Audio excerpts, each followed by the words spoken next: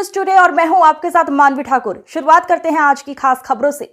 Jodhpur branch police ने मादक पदार्थों की तस्करी के एक किंग पिन को पकड़ने में सफलता हासिल की है, जो कि वर्ष 2018 से पैरोल पर फरार था। उस पर वर्ष 2010 में हत्या का केस दर्ज था। वह 6 साल से राजस्थान के बाहर रहकर अपना मादक पदार्थ तस्करी का नेटवर्क चला रहा था।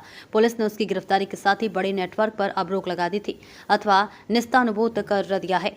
जोधपुर ब्रांच पुलिस महानिरीक्षक विकास कुमार ने सोमवार को ही प्रेस वार्ता में बताया कि बिरमा राम उर्फ बिरमा राम को गिरफ्तार किया है। वह अपने छद्य नाम जगराम से पकड़ा गया है। आरोपी बिरमा राम उर्फ बिरमा राम पर वर्ष 2010 में हत्या का प्रकरण दर्ज हुआ था। वह वर्ष 2018 में जेल से पैरोल पर रिहा होने के बाद फरार हो गया था और 6 साल से अपना कृतित्व और व्यक्तित्व बदलकर फरारी काट रहा था। उसकी गिरफ्तारी के लिए 50,000 रुपए का इनाम भी घोषित किया गया था, मगर वह हाथ नहीं लग रहा था।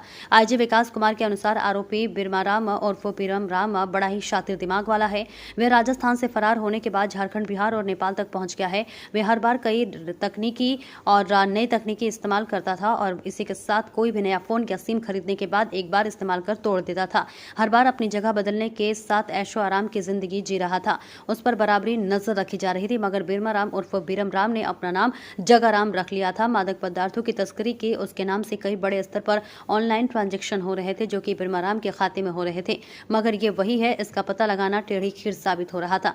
आरोपी को पकड़ने के लिए जोधपुर रेंज की साइक्लोनर टीम का पिछले 3 माह से ऑपरेशन जारी था। आखिरकार उसे पकड़ने में सफलता मिल गई है। पुलिस जब जब उसके पीछे लगती है तो वह हर बार छकाता हुआ आगे निकल जाता था। आपको बताते चले, जिस होटल में वह ठहरा था वहां पुलिस पहुंची तो मालूम हुआ कि वह नेपाल गया है और एक सफाई कर्मी ने पुलिस को पूछताछ में बताया कि वो किसी बड़े मुनाफे की बात कर रहा था। नेपाल से माल मंगवाने के लिए झारखंड के रास्ते राजस्थान में अच्छे दामों में बेच सकते हैं, इसके लिए सफाई कर्मी को भी प्रलोभन दिया गया था। आरोपी को पकड़ने के लिए पुलिस को आखिरकार उसका पुख्ता सबूत मिलने पर जिस होटल में वो ठहरा था वहां पुलिस पहुंची, मगर ग्राहक बनकर जाना पड़ा। उसे विश्वास में लिया गया और कहा गया कि राजस्थान से आए हैं। हालांकि उसने अपना छद्य नाम जगाराम से बना आधार कार्ड दिखाएं, मगर अब उससे सख्ती से पूछताछ के लिए की गई तो उसने अपना असली आधार कार्ड दिखाया। इस पर उसे दस्तावेज कर सोमवार सुबह जोधपुर लाया गया है। स्तर पर साइक्लोनर, स्ट्रॉन्ग और टोर्नेडो 3 टीमें हैं जो दुर्दांत खूंखार अपराधियों के विरुद्ध लगातार मुहिम छेड़कर लगातार उनकी धरपकड़ कर रही हैं। उनके खिलाफ एक बड़ा अभियान छेड़ती है और हर एक अभियान जो चलता है वो एक स्पेशल विशेष नाम के साथ चलता है, जो एक छद्मकूट नाम होता है और उस ऑपरेशन के नाम पर वो नाम चलता है, जिसमें विशेषकर एनडीपीएस से जुड़े हुए तस्कर, क्योंकि इस क्षेत्र में एनडीपीएस का कुप्रचलन कुछ ज़्यादा ही दिखा है। हाल के दिनों में बढ़ता भी प्रतीत हुआ है, तो उसको लेकर एनडीपीएस के जो अपराधी हैं, बड़े वांछित दुर्दांत कुख्यात अपराधी, उनके विरुद्ध मिशन मोड में कार्य होता है। उसी की एक नई कड़ी के रूप में ऑपरेशन ओल्ड मॉन्क चलाकर एक कुख्यात अपराधी जो 50,000 रुपए का इनामी भी है, 2010 में जिसने बड़ी नृशंस हत्या की, एक हत्या के बाद उसको आजीवन कारावास की सजा हुई। सजा भुगतने के दौरान पैरोल मिली और पैरोल से फरार होकर उसने अपना अड्डा, अपनी पहचान, अपना कृतित्व, अपना व्यक्तित्व सब कुछ बदल लिया।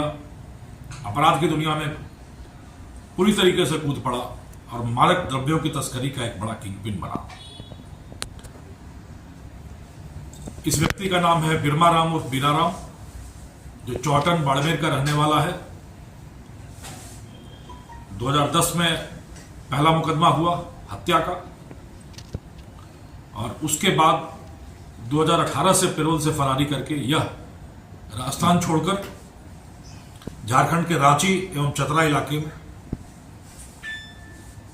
ऐशो आराम की जिंदगी जी रहा था और वहां से मादक द्रव्यों की तस्करी का एक बहुत बड़ा नेटवर्क चला रहा था, जिसमें वहां से मादक द्रव्यों की आपूर्ति राजस्थान, खासकर राजस्थान के सीमावर्ती इलाकों में की जा रही थी। आप सबों को याद होगा कि अभी करीब 1 महीने पहले हम लोगों ने ऐसे ही एक और किंगपिन मांगीलाल नोखड़, जिसके खिलाफ ऑपरेशन मनोरमा चलाया गया था, को गिरफ्तार किया था। उसकी भी मोडस ऑपरेंडी, काम करने का तरीका करीब करीब ऐसा ही था।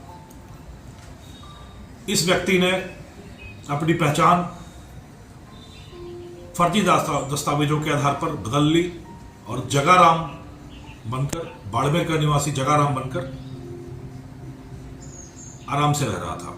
रांची के हेयाली इलाके में, रांची जो झारखंड की राजधानी है, वहां के हेयाली इलाके में एक दूसरे किंग पिन के आलिशान घर में गुप्त रूप से रह रहा था। जगाराम नाम, अपना नाम चेंज करके जगाराम के नाम से रह रहा था और लगातार राजस्थान में मादक द्रव्यों की तस्करी कर रहा था। 6 साल की फरारी के दौरान भी इस पर एनडीपीएस के कई सारे प्रकरण दर्ज हुए हैं इस इलाके में।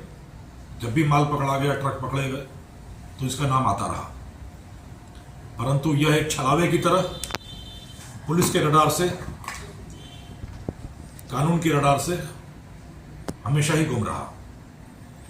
पहली सूचना हम लोगों को जब हमने इस व्यक्ति का नाम सुना, ये एक व्यक्ति है जो झारखंड से इस नेटवर्क को ऑपरेट कर रहा है, तब इसकी पहचान और इसकी पृष्ठभूमि पुलिस को नहीं पता थी।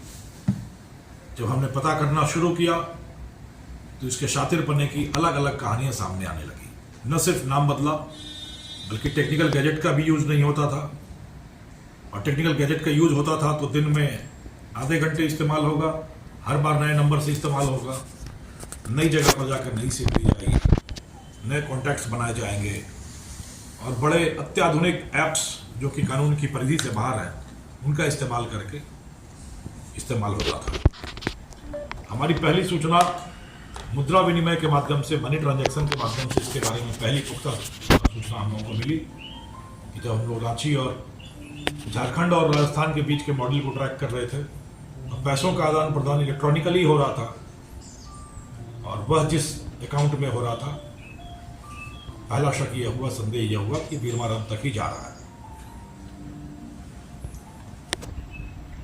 ठिकाने का आइडिया लेते लेते हम लोग रांची के हेयाली इलाके में पहुंचे। एक बहुत पुरानी छोटी सी तस्वीर हमारे पास थी। उस तस्वीर के आधार पर हमने वहाँ हर दुकानदार से और लोगों से पूछताछ की, तो एक घर का पता चला कि इस घर में इस हुलिये का व्यक्ति रहता तो जरूर है, पर इस नाम का नहीं है, राजस्थान का जरूर है। वहाँ जाकर फिर आसपास वालों से पहचान की गई, पता किया गया, तो पता ये चला कि ये व्यक्ति कुछ दिन पहले लंबी यात्रा पे खूब सारे सामान के साथ निकल गया है। फिर से हमने इलेक्ट्रॉनिक ट्रांजैक्शंस की जांचें की, तो पता चला अब ये वहां से बिहार की तरफ शिफ्ट हो गया है।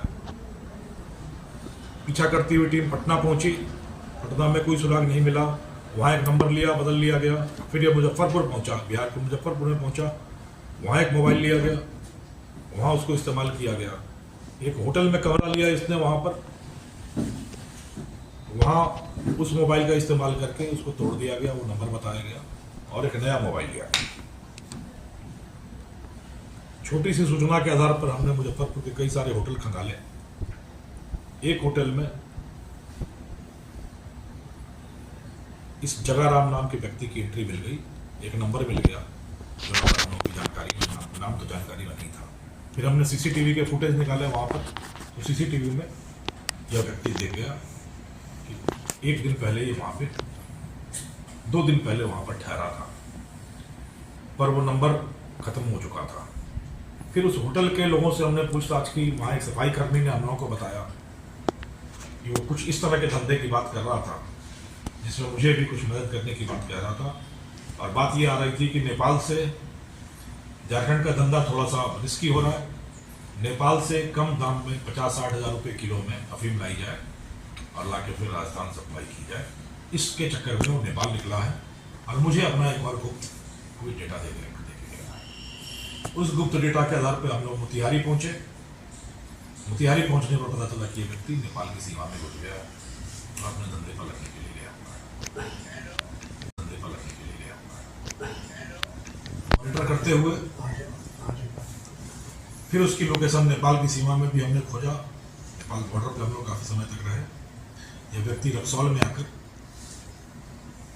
सारे टेक्निकल गैजेट्स को बंद करके एक होटल में रुका हुआ था, और चूंकि हमारे पास इसका हुलिया, फोटो और नाम, छद्म नाम जो इसको जगाराम रखा हुआ था, नकली नाम, वो आ चुका था। उस नाम के आधार पर हमने वहाँ के होटल सारे खंगालने शुरू किए। एक होटल में जगाराम ठहरा हुआ मिल गया। फिर हमारी टीम वहाँ पर उसी होटल में ग्राहक बनकर ठहरने के नाम पर गई। रजिस्टर देखा, रजिस्टर देखकर ये कहा कि ये तो हमारे राजस्थान का है, हम भी राजस्थान के हैं, हम इससे मिलना चाहते हैं। उसके कमरे में गया, डॉर्मेट्री में ठहरा हुआ था।